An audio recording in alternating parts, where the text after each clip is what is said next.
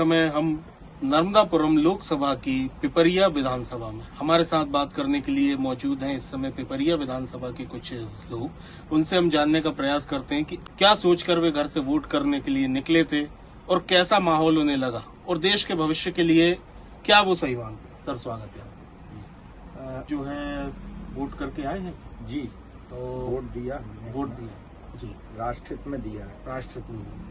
तो आपको क्या लगता है सर, इस समय देश के लिए सबसे बड़े मुद्दे क्या हैं जो लोकसभा चुनाव देश के लिए होता है, और आप नर्मदापुरम लोकसभा सीट के जो है निवासी हैं, यहाँ के मतदाता हैं, आपकी लोकसभा के लिए क्या ऐसे इश्यूज हैं जो आपको लगता है कि होने चाहिए और कौन सी पार्टी लगता है कि उनको पूरी कर सकती है? किसान और व्यापारी के बीच सामंजस्य, और इन दोनों से ही भारत जैसे राष्ट्र का संपूर्ण विकास और संपूर्ण संबल ये बनेगा। इस तरह का विचारधारा, और ये विचारधारा जो भी पार्टी लेकर के राष्ट्र हित में कार्य करेगी वो निश्चित रूप से विजयी होगी। सर, आपने कहा राष्ट्र हित में कार्य करेगी। इस समय आप क्या मानते हैं कि राष्ट्र का हित किस चीज में? देश में जो अनएम्प्लॉयमेंट है, जो की स्थिति है, ये जगजाहिर बात है, या फिर आप जो महंगाई की चीज देख रहे हैं इसमें को दूर करना आवश्यक है, उसमें राष्ट्रहित है, या फिर राम मंदिर का निर्माण हो चुका है उसमें राष्ट्रहित है? क्या राष्ट्रहित की डेफिनेशन आपके हिसाब से?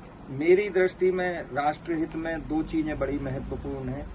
एक बेरोजगारी का मुद्दा जो है वो महत्वपूर्ण है, और दूसरा मुद्दा है कि हमारी राष्ट्र की सीमाओं की सुरक्षा जो है, जो बहुत ही इस समय आवश्यक मुद्दा है, जिस पर शायद सरकारें ध्यान तो दे रही हैं, लेकिन जितना देना चाहिए शायद मेरी दृष्टि में उतना ध्यान अभी नहीं दे रही। इस विषय पर भी ध्यान दें। ये दो मुद्दे राष्ट्रहित में बड़े महत्वपूर्ण हैं।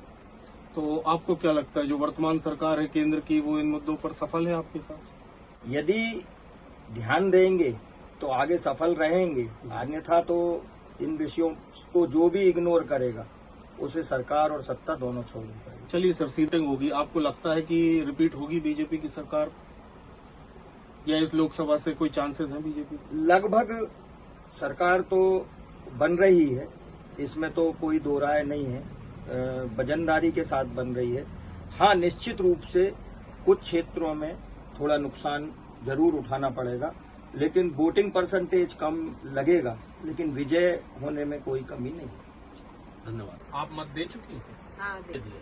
तो अब मैं डायरेक्ट आपसे पूछ लूं, या आप खुद बताना चाहेंगे कि किसको दिया है? कमल को दिया। कमल को दिया। क्या सोचकर आपने कमल को दिया? मोदी जी को जिताना। मोदी जी को। हाँ। और आपके लोकसभा के जो वर्तमान यहाँ स्थानीय मुद्दे, सड़क, नाली, बिजली, पानी, आपको लगता है कि ये सब सही हो रहा है?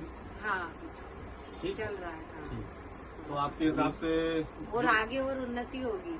उन्नति होगी। हाँ, ऐसा। तो आपके जो यहाँ से लोकसभा के प्रत्याशी दर्शन सिंह चौधरी हैं, वो विजयी होने जा रहे हैं? हाँ, होने जा रहे हैं। हाँ। आपका मत उन्हीं को। हाँ।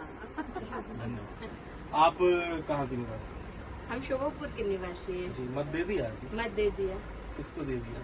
कमल को ही। कमल को। तो आप भी चाहती है कि मोदी जी जीते? बिल्कुल, क्योंकि मोदी जी जो कर रहे हैं गरीबों के लिए और जो ये अपनी बेटियों के लिए, वो सब वो बहुत अच्छा कर रहे हैं। उसके लिए जो गरीब बच्ची हैं वो बहुत उन्नति पे आ रही हैं।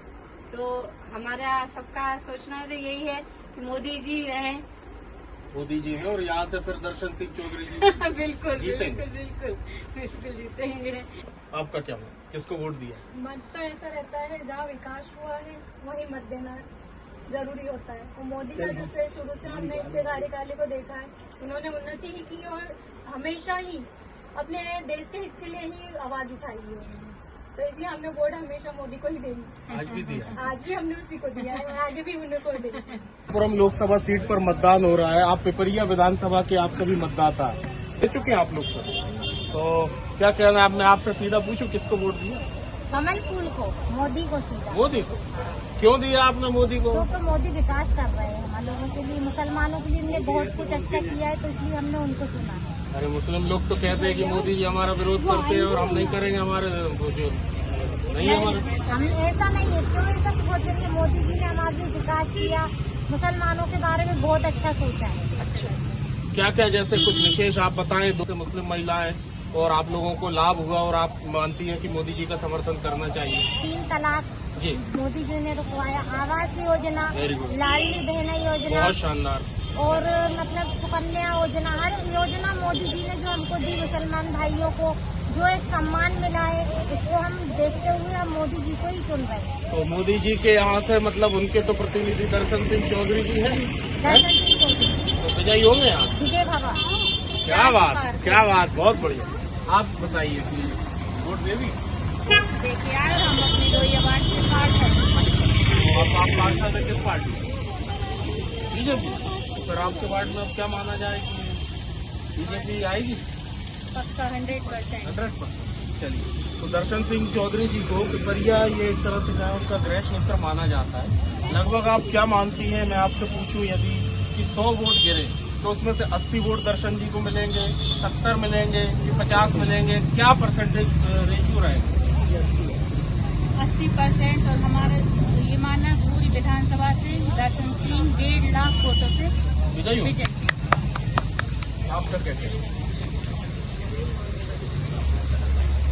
विजय होंगे। 7 बजे से बैठे हम लोग वोटरों को। मोदी जी की लहर है। लोकसभा सीट पर जो है मतदान हो रहा है, आप पिपरिया विधानसभा के मतदाता, क्या लगता है आपको क्षेत्र की जनता के लिए, विकास के लिए किस पार्टी का आना आपके हिसाब से हितकर होगा? यहाँ तो इस समय है ना बहुत अच्छा चल रहा है और सभी लोग नरेंद्र मोदी को देख रहे हैं। एक्चुअली कहना मतलब ये है कि देश हित की बात करना है, इसी के लिए मतलब आपके हिसाब से राष्ट्र हित की यहाँ पर एक तरह से जो बातें होती है राष्ट्र हित चल रहा है, नरेंद्र मोदी जी को देख रहे हैं और यहाँ पे भारतीय जनता पार्टी को देख रहे हैं, तो उसके प्रत्याशी दर्शन सिंह चौधरी, तो क्या कहना है आपको? यही कि सर दर्शन जी को तो बहुत कम लोग जानते हैं, लेकिन सिर्फ नरेंद्र मोदी के कारण वोट दे रहे हैं। वोट दर्शन जी को मिल रहा है जी, पिपरिया। बिल्कुल। तो आपके हिसाब से यहाँ पिपरिया विधानसभा में कौन जीते? दर्शन जी। दर्शन समर्थन है? जी करता हूँ। बात करने के लिए